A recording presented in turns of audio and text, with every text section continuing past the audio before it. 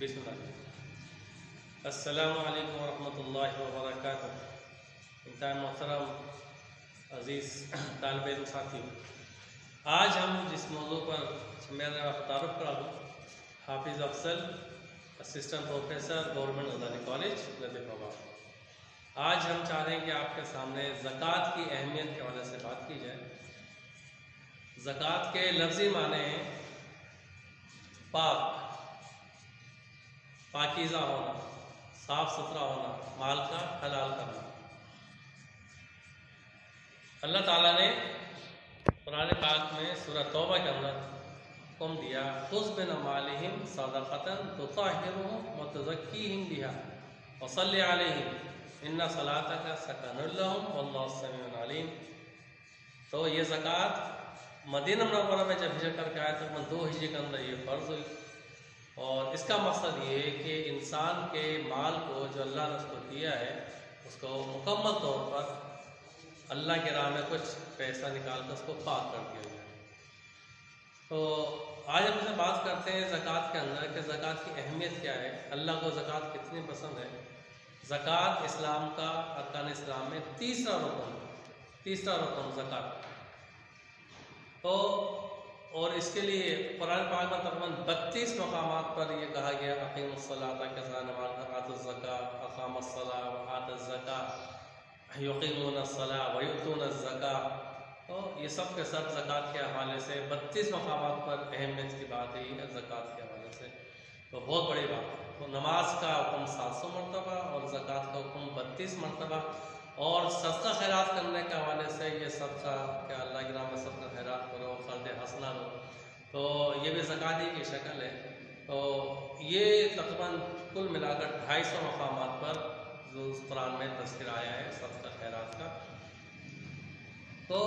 اس کا نصاب کیا ہے زکوٰۃ کا؟ زکوٰۃ کا نصاب تو بہت ہی آسان ہے، بہت ہی کم ہے۔ اگر کسی کے پاس یا تو 7.5 تولہ سونا ہو یا 7.5 تولہ چاندی ہو، یا اتنا ہی مال اس کے پاس یا تو کیش میں ہو یا تجارت میں کہیں لگا ہوا ہو، تو اگر اتنی قیمت کا مال ہے تو پھر اس کے اوپر زکوٰۃ واجب ہوگی۔ لیکن تینوں چیزوں میں شرط یہ ہے کہ اگر تینوں چیزیں یعنی کہ سونا 7.5 نہ ہو، 5 ہو، کم ہو، چاندی جو ہے 52.5 تولہ ہونی چاہیے لیکن 52.5 تولہ سے کم ہے، تو پھر ان دونوں اور جو مال جتنا پڑا ہوا ان تینوں کو ٹوٹل کیا جائے گا، اور اگر وہ ٹوٹل ملا کر اگر وہ 52.5 تولہ چاندی کی قیمت موجودہ قیمت کے برابر ہو جاتا ہے تو اس کے اوپر زکوٰۃ دینی ہوگی۔ اور زکوٰۃ بھی کتنی دینی ہوگی؟ صرف 2.5%، یعنی کہ 100 روپے پر 2.5 روپے، یعنی کہ 1 لاکھ پر 250 روپے، 1 لاکھ پر 2,500 روپے، 25 روپے، 2,500 روپے، تو یہ 2,500 روپے، تو اتنا کم نصاب۔ اور پھر باقی 2,500 دینے پر جو 97,000 آپ کے پاس اگر لاکھ میں سے بچا تو وہ سمجھو کہ آپ کے لیے پاکیزہ ہو گیا، حلال ہو گیا۔ یہ جو 2,500 اللہ تعالیٰ لے رہے ہیں، 2% جو لے رہے ہیں، تو یہ 2.5، اس میں 40واں حصہ، تو اس کے اندر کیا ہے؟ اس میں اللہ تعالیٰ کیا کرتے ہیں؟ اس کو پھر جو کم ہوا ہے بظاہر یہ کم نہیں ہوا بلکہ یہ اور بڑھ جاتا ہے۔ اللہ کا ایک نظام ہے، جیسے کہ درخت ہے، درخت کے اگر 5-6 ٹہنیاں ہیں، اگر آپ 2-3 کاٹ دیں گے تو جہاں سے آپ نے ٹہنی کاٹی ہے وہاں سے 3-4 ٹہنیاں نکل جائیں گی،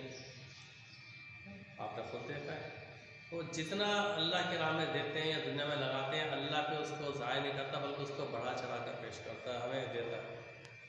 تو اگر ہم گندم کا دانہ زمین میں ڈالتے ہیں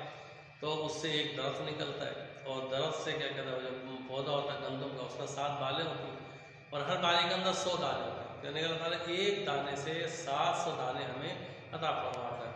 تو اسی طرح زکوٰۃ کا ہے کہ 1 روپیہ دیتے ہیں اس کا 10 گنا اللہ ہمیں عطا کرتا ہے۔ اگر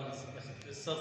اخلاص سے نیت زیادہ ہے تو 100 یا 1000 7,000 اللہ کیا کوئی کمی نہیں۔ تو لہٰذا ہمیں زکوٰۃ اور سال میں ہی پتہ ہے واجب ہے۔ اگر آپ کا اتنا مال سال بھر پڑا رہا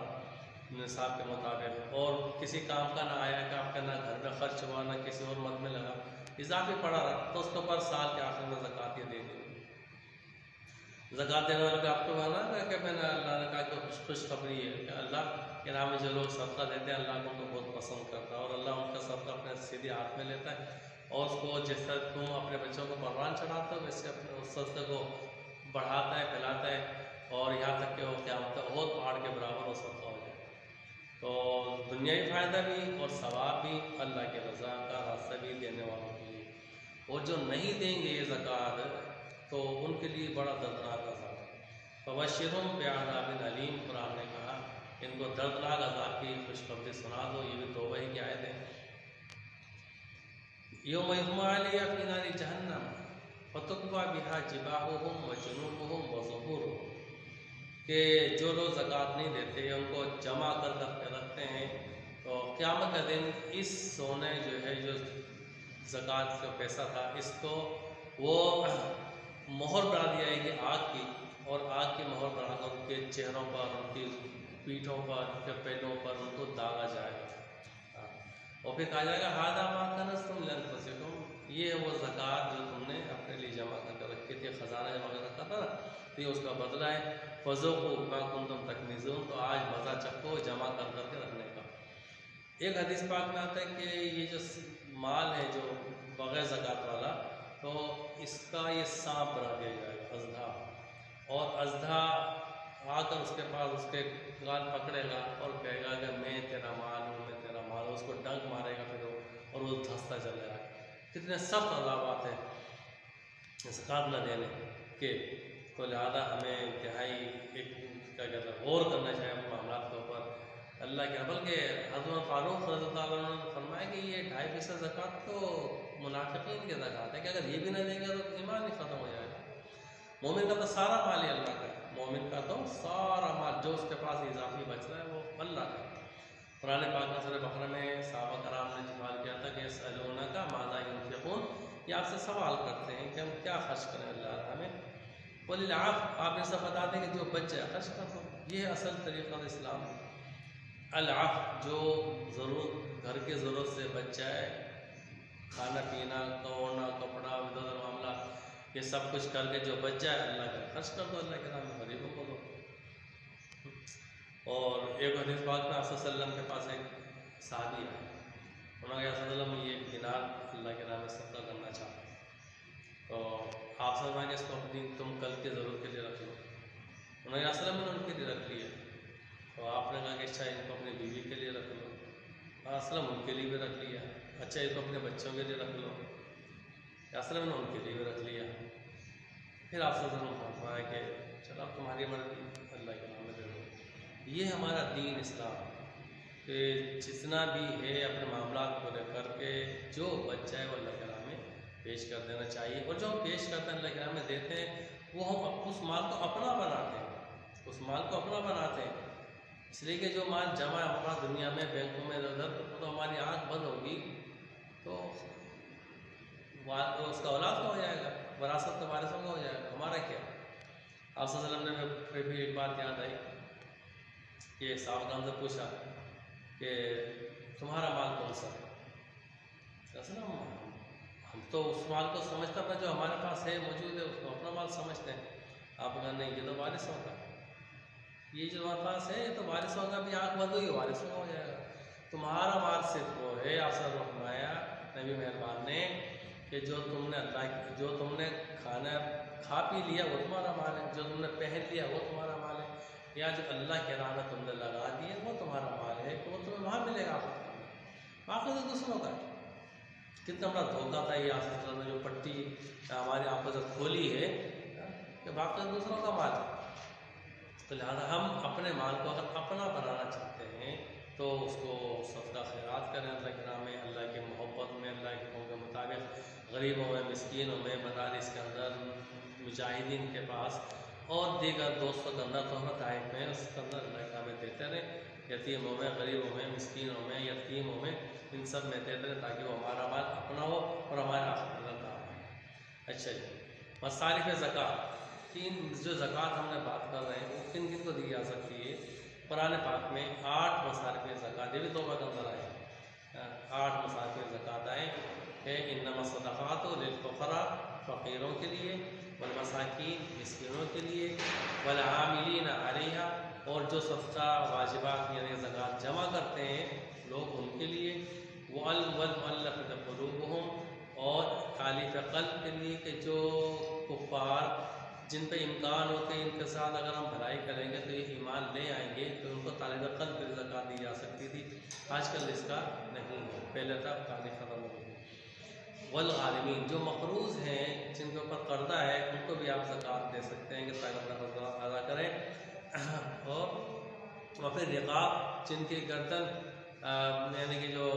غلام ہیں، آپ تو غلام ختم ہو گیا، قیدی کی بات کر رہے ہیں، جو قید ہیں تو ان کے جو معاملات ہیں اس کے اندر آپ ان کو زکوٰۃ دے سکتے ہیں۔ وفی سبیل اللہ اور اللہ کے راہ میں جو مدارس ہیں، مجاہدین ہیں، دینی جو معاملات کام اس کے اندر زکوٰۃ دے سکتے ہیں۔ وہ اپنے سبیل اور مسافر کو، یا 8واں مسافر کو زکوٰۃ دے سکتے ہیں کہ گھر میں تو چلو حیدرآباد سے کوئی بندہ گیا لاہور، یہاں تو پیسہ تو بہت ہے لیکن لاہور گیا ختم ہو گیا، خرچ ہو گیا یا جیب بڑھ گئی تو اب بیچارہ کیا کرے، سر بھیک تو مانگ ذرا معزز آدمی ہے آپ کی طرح میری طرح، تو پھر وہاں پر زکوٰۃ لے سکتا ہے تاکہ اپنے معاملات کو سیٹ کر لے، تو وہ اپنے سبیل یہ اچھا۔ زکوٰۃ کن کو نہیں دی جا سکتی؟ نہیں دی جا سکتی مسجد میں نہیں دی جا سکتی، اس لیے کہ مسجد اللہ کا گھر، اللہ کے گھر میں ہم زکوٰۃ جس کو میل کچیل کہتے ہیں یعنی کہ میل پاک مال کو پاک کرتی ہے، اس حوالے سے میل کچیل کہتے ہیں، ورنہ ویسے تو پاک ہے، تو لیکن عجیب سا آتا ہے کسی کو ہم زکوٰۃ دیتے ہیں وہ بھی عجیب سا دل میں محسوس کرتا ہے، تو لہٰذا اللہ کے راہ میں اللہ کی مسجد کے اندر زکوٰۃ کا پیسہ نہیں لگانا چاہیے، ادب کے خلاف ہے، تو اس کے اندر زکوٰۃ کے علاوہ اور جو مال ہمارا اس کو لگانا چاہیے، تو مسجد میں زکوٰۃ نہیں دی جا سکتی۔ اس طرح سید لوگ آل ہاشم آپ صلی اللہ علیہ وسلم کے خاندان والے جو لوگ ہیں، آل عقیل، آل علی، ان کو بھی زکوٰۃ نہیں دی جا سکتی، اس لیے کہ آپ صلی اللہ علیہ وسلم کے رشتہ دار ہیں، قریبی لوگ ہیں، ان کو زکوٰۃ ہم دیں گے تو پھر وہی عزت کا مسئلہ ہے کہ یہ مناسب نہیں لگتا۔ اسی طرح سے والدین جو ہمارے ہیں، ماں باپ، پھر دادا پردادا، نانا نانی وغیرہ اوپر تک، ان میں سے کسی کو زکوٰۃ نہیں دی جا سکتی، اس لیے کہ یہ ان کا تو حق ہے ہماری دولت پر کہ جو ہم ہیں پیسہ ان کے اوپر خرچ کریں اور لگائیں۔ اسی طریقے سے جو ہماری اولاد ہے، بیوی ہے، اولاد ہے، پھر پوتے نواسے، ان کو بھی زکوٰۃ نہیں دی جا سکتی، اس لیے کہ ان کا بھی زکوٰۃ کے حوالے سے مناسب نہیں ہے، تو ان کو زکوٰۃ کے علاوہ کسی اور جو معاملات میں پیسہ مقرر زکوٰۃ کے بجائے ان مال میں سے اس کو صدقہ وغیرہ کیا جائے اپنے اولاد پر، دیگر پر، تاکہ وہ ادا کی جا سکے، تو یہ ان چیزوں میں زکوٰۃ نہیں ہے۔ باقی کیا سب میں زکوٰۃ آپ اللہ کے نام پر دے سکتے ہیں، مدارس ہیں، مجاہدین ہیں، کہیں بھی اسلام کے فروغ کے لیے کام ہو رہا ہے، کسی اور غریب کو، مسکین کو، آپ محتاج کو دیکھیں تو ان سب کو آپ زکوٰۃ اللہ کے نام میں اللہ کے حقوق پر دیں گے، تو باقی سب چیزیں جو ہے وہ اللہ تعالیٰ چھوڑ دے گا، معاف کر دے گا، لیکن زکوٰۃ والا جو مسئلہ ہے اللہ کو سخت ناپسند ہے، کوئی زکوٰۃ نہ دے، تو لہٰذا اللہ کے محبت میں زکوٰۃ دیں گے، صدقہ خیرات کریں گے اور اپنے مال کو اپنا بنائیں گے۔ حضرت صدیق رضی اللہ عنہ نے کیا کیا تھا؟ آپ صلی اللہ علیہ وسلم کے بعد جب لوگوں نے کہا کہ ہم زکوٰۃ نہیں دیں گے، زکوٰۃ تو پہلے آپ صلی اللہ علیہ وسلم کے دور میں تھی، ہم غریب لوگ تھے، اب ہمارے پاس پیسہ آ گیا اور ہم تو عرب ہمارے انڈر میں آ گیا، ہم نے عرب ادا کر لیا اور ہم سب خوشحال ہو گئے، شیطان نے پٹی پڑھائی کہ اب زکوٰۃ کی کہانی ختم ہو گئی، اب تو ہم خوشحال ہیں، اور وہ صدیق نے فرمایا کہ نہیں، زکوٰۃ ہمیں دینی ہوگی، تو اور ہم زکوٰۃ نہیں دیں گے، آپ نے کہا میں لڑوں گا تم سے کہ تم زکوٰۃ نہیں ادا کرو گے، تو عمر فاروق رضی اللہ عنہ اور دیگر صحابہ بڑے بڑے انہوں نے حیرانگی سے کہا کہ یا خلیفہ ابو صدیق آپ ان سے کیسے لڑیں گے، کیسے لڑ سکتے ہیں جو کہ کلمہ پڑھتے ہیں لا الہ الا اللہ محمد رسول اللہ، مسلمان ہیں، آپ ان سے جہاد کریں گے، لڑیں گے؟ آپ نے کہا ہاں میں ان سے لڑوں گا، اگر کسی کے اوپر زکوٰۃ کی مد میں اونٹ کی رسی بھی نکلتی اور اگر وہ رسی نہیں دیتا تو میں اس سے لڑوں گا۔ تو ابو صدیق نے یعنی کہ اسلام کو بچایا، اس وقت اللہ تعالیٰ نے اسلام کو دو لوگوں کے ذریعے بچایا، ایک ابو صدیق کے ذریعے اور ایک آگے چل کر امام احمد بن حنبل کے ذریعے، خلق قرآن کا مسئلہ ایک الگ ٹاپک ہے، تو آپ نے کہا میں لڑوں گا، تو پھر باقاعدہ جنہوں نے نہیں دیا آپ اس سے لڑے، تو صحابہ کرام کو پھر احساس ہوا کہ واقعی ابو صدیق کا فیصلہ بالکل درست تھا. اگر یہ آج زکوٰۃ نہ دینے والوں سے نہ لڑتے تو پھر کل کچھ لوگ اور طبقہ کھڑا ہوتا اور کہتا جی سردیوں کے اندر تو ہم فجر میں نہیں اٹھ سکتے، بہت مسئلہ ہوتا ہے، ہم بعد میں پڑھ لیں گے نماز، فجر کی نماز بعد میں پڑھ لیں گے یا 4 پڑھیں گے. تو پھر ایسا کچھ اور طبقہ ہوتا ہے کہتا جی ہم حج نہیں کر سکتے. تو ایک ایک چیز کر کے ارکان اسلام نکلتے چلے جاتے، اور اسلام کا جو آپ صلی اللہ علیہ وسلم جو لے کر آئے تھے تو وہ اسلام، وہ والا اسلام آج کے اسلام سے کہاں سے کیا ہو جاتا، ہم اپنے مرضی کا اسلام نافذ کر دیتے. تو لہٰذا ہمیں چاہیے کہ جو شریعت کے احکامات ہیں